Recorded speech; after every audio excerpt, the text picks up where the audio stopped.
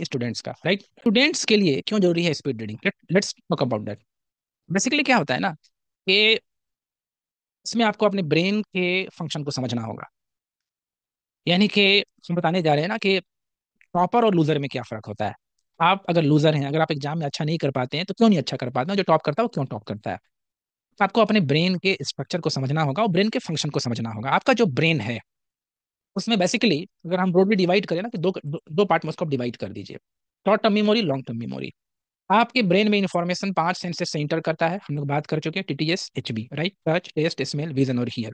जैसे इंफॉर्मेशन आपके ब्रेन में 5 सेंसेस से इंटर करता है, फिर क्या होता है, फिर क्या होता है, वो इंफॉर्मेशन वो information initially short term memory में जाता है। क्लियर।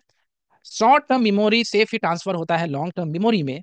और 24 आवर में 80% जो आपका इंफॉर्मेशन था वो क्या होता है, डिलीट हो जाता है। और सिर्फ 20% ही इंफॉर्मेशन लॉन्ग टर्म मेमोरी में ट्रांसफर होता है। अगर आप उसको रिपीट नहीं करते हैं तब, अगर आप उसको रिवाइज नहीं करते हैं तब। Getting my point. एग्जैक्टली। अगर आप रिवाइज नहीं करते हैं तो 80% information with in 24 hours, with in a day, आपका क्या हो जाएगा, वहां से आपके माइंड से डिलीट हो जाएगा, वाइप आउट हो जाएगा। और सिर्फ 20% इंफॉर्मेशन ही आपके माइंड में, यानी कि लॉन्ग टर्म मेमोरी में बचा रहेगा।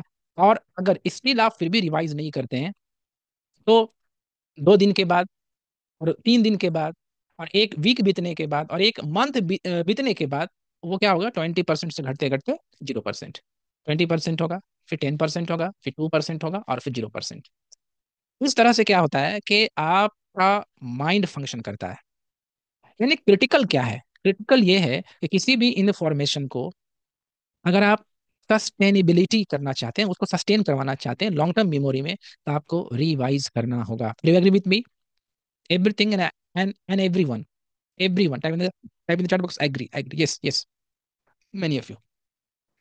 यही आपका होता है ना सिचुएशन, अगर आप रिवाइज नहीं करते हैं उसको तो क्या होता है, आपके माइंड से उड़ जाएगा, डिलीट हो जाएगा, वाइप्ड आउट हो जाएगा। क्लियर। यानी कि revision is the most critical and the most important. अब प्रॉब्लम कहाँ है, यहाँ बात, यहाँ पर, यहाँ तक तो सबको क्लियर होगा कि ऐसा होता है, ठीक है। बट प्रॉब्लम ये है ना कि आप लोग सबको ही हमसे एग्री करेंगे कि मल्टीपल टाइम रिवाइज करना ये पॉसिबल है ही नहीं है। एग्जाम के से पहले तक मल्टीपल टाइम्स रिवाइज करना, आप लोग जब पढ़ते होंगे या जब हम भी जब पढ़ रहे थे, यूपीएससी की जब प्रिपरेशन कर रहे थे, तो मल्टीपल टाइम्स रिवीजन करना पॉसिबल ही नहीं है। इसलिए पॉसिबल नहीं है कि आपका सिलेबस क्या है, वास्ट है। यस, वास्ट सिलेबस होने की वजह से आप क्या करते हैं, मल्टीपल रिवीजन नहीं कर पाते हैं। Do you agree with me? आप रिवीजन इसलिए नहीं कर पाते हैं कि आपका सिलेबस वास्ट है। Are you agree? No. Syllabus अगर वास्ट होता और अगर कोई भी रिवीजन नहीं कर पाता तो फिर कोई टॉप क्यों करता, बताइए। अगर सिलेबस वास्ट है तो आपके लिए वास्ट है, तो जो टॉपर है उसके लिए भी तो सिलेबस वास्ट है, क्यों टॉप कर रहा है फिर? इसका मतलब वो रिवाइज कर रहा है। और अगर इसमें हम लोग एक मत रख दें, ठीक है, सबको अगर हम ये कह दें कि हाँ सिलेबस भास्ट है, हम लोग मल्टीपल टाइम रिवाइज नहीं कर सकते हैं, तो जो टॉपर है वो कैसे रिवाइज कर रहा है? यानी कि सिलेबस प्रॉब्लम नहीं है, सिलेबस का वास्टनेस प्रॉब्लम नहीं है। प्रॉब्लम क्या है ना, प्रॉब्लम ये है कि आपका रिवीजन का टेक्निक गलत है। आप रिवाइज नहीं करते हैं। रिवीजन का मतलब क्या होता है, R E plus vision. R E plus vision. री मतलब, री मतलब उसको री कीजिए, रिवीजन कीजिए, री लर्निंग मत कीजिए। आप करते क्या हैं, रिवीजन की जगह पर आप री लर्निंग करना शुरू कर देते हैं, री अंडरस्टैंडिंग करना शुरू कर देते हैं, री मेमोराइजेशन करना शुरू कर देते हैं। जो किसी चीज को शुरू में पढ़ने में 2 दिन लगा था, बाद में जब आप उसको पढ़ते हैं तो फिर भी 2 दिन लगता है। थर्ड टाइम से पढ़ते हैं तो फिर भी वही टाइम लगता है। फोर्थ टाइम पढ़ते हैं तो भी उसको क्या होता है, वही टाइम लगता है। अब एक ही चीज को आप बार बार कर रहे हैं तो आप फ्रस्ट्रेट हो जाते हैं। जब आप फ्रस्ट्रेट हो जाते हैं तो फिर क्या होता है कि आपको लगता है कि इसको हमको सिर्फ बाद में पढ़ना चाहिए, अभी जो अपना सिलेबस है उसको इंपॉर्टेंट करते हैं। यही तो मेन चीज है, यही ना मेन चीज है।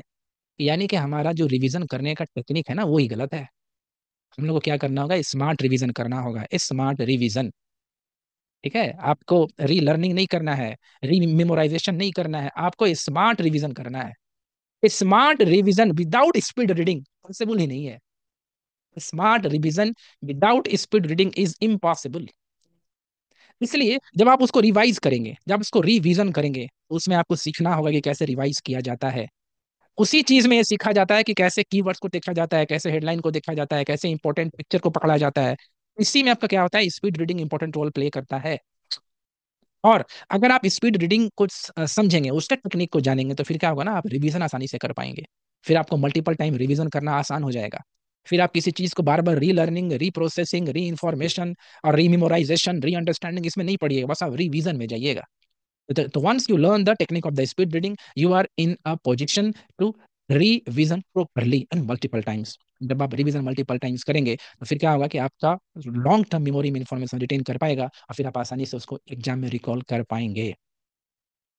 बलबॉन, बलबॉन, यस एग्जैक्टली, बलबॉन। ये सिचुएशन होता है, तो स्टूडेंट के लिए बहुत इंपॉर्टेंट और क्रिटिकल होता है। हम नेक्स्ट टाइम पीरियड में कभी आपको दिखाएंगे कि किस तरह से आपका जो सिलेबस है, और उसके अकॉर्डिंग अगर आपका स्पीड रीडिंग का टेक्निक सेट हो गया ना, तो फिर आप क्या होगा ना, आपको रिवीजन प्रॉब्लम में दिक्कत नहीं होगा। बट होता क्या है ना कि फोर्थ क्लास तक हमारा क्या होता है कि स्पीड का जितना रिक्वायरमेंट है हमारा उतना नहीं होता है। लेकिन 6 7 8 तक हम जब जैसे ही आगे जाते हैं, तो हमें ज्यादा स्पीड से पढ़ने का जरूरत पड़ता है, बट हम उसके जो टेक्निक को सीखते ही नहीं है, तो फिर क्या होता है, हम सिलेबस को कवर नहीं कर पाते हैं। तो यहाँ पर एक बहुत बड़ा लूप होल है। इसलिए सिलेबस में ना इसको इंक्लूड करना चाहिए, और ये हाई टाइम है, और ये वेरी क्रिटिकल है कि इस इंडियन एजुकेशन में और ऐसे ब्रोकन एजुकेशन सिस्टम में स्पीड रीडिंग को इंक्लूड करना चाहिए। इसलिए कि विदाउट स्पीड रीडिंग ना रिवीजन पॉसिबल ही नहीं है। विदाउट रिवीजन आप क्या कर सकते हैं, इन्फॉर्मेशन को रिटेन नहीं कर पाएंगे। जब आप इन्फॉर्मेशन को रिटेन नहीं कर पाएंगे ना, तो फिर आप गिव अप करेंगे। जब आप गिव अप करेंगे, तो आपका एग्जाम में अच्छा मार्क्स नहीं आएगा। यही तो वजह होता है। और आपका जो टॉपर्स होता है ना, वो इस टेक्निक्स को जानता है। और टॉपर्स लोग का एक क्या होता है ना, वो लोग रिवीजन ज्यादा करता है, पढ़ना कम है। ठीक है, आप ना दो चीज को सीख लीजिए, वर्किंग प्रोफेशनल एंड स्टूडेंट्स, दो चीज को सीख लीजिए। दो चीज को वेरी क्रिटिकल, गोल्डन नगेट, ऐसे गोल्डन नगेट। प्रोफेशनल्स के लिए पहले हम बोलेंगे कि अगर आप अमीर बनना चाहते हैं ना, तो क्या करना कीजिए कि किसी भी चीज को कंज्यूम करने के बजाय क्रिएट करना शुरू कर दीजिए। Create more rather than consume. मतलब सोशल मीडिया में कहीं पर भी कुछ भी हो, जितना आप कंज्यूम करते हैं ना इन्फॉर्मेशन को, उसके बजाय ना आप क्रिएट करना शुरू कर दीजिए, आप अमीर हो जाइएगा। Create more than what you consume. ये है आपका प्रोफेशनल का गोल्डन रूल। अदर स्टूडेंट्स के लिए है कि आप जितना पढ़ते हैं ना, उससे बेसी रिवीजन करना स्टार्ट कर दीजिए। आप पढ़िए कम, लेकिन रिवीजन ज्यादा कीजिए। देखिए आपका एग्जाम में परफॉर्मेंस आपका बेटर हो जाएगा। और रिवीजन के लिए आपको स्पीड रीडिंग समझना होगा। तो दैट्स होल द तो that's all about the context and environment. पूरा क्लियर पिक्चर समझ गए होंगे। अब हम लोग क्या करेंगे कि नेक्स्ट सेक्शन में समझेंगे कि क्या इसका टेक्निक है, क्या डेफिनेशन है, और कैसे करके इसको लर्न किया जाता है। So let's move to the next session, that is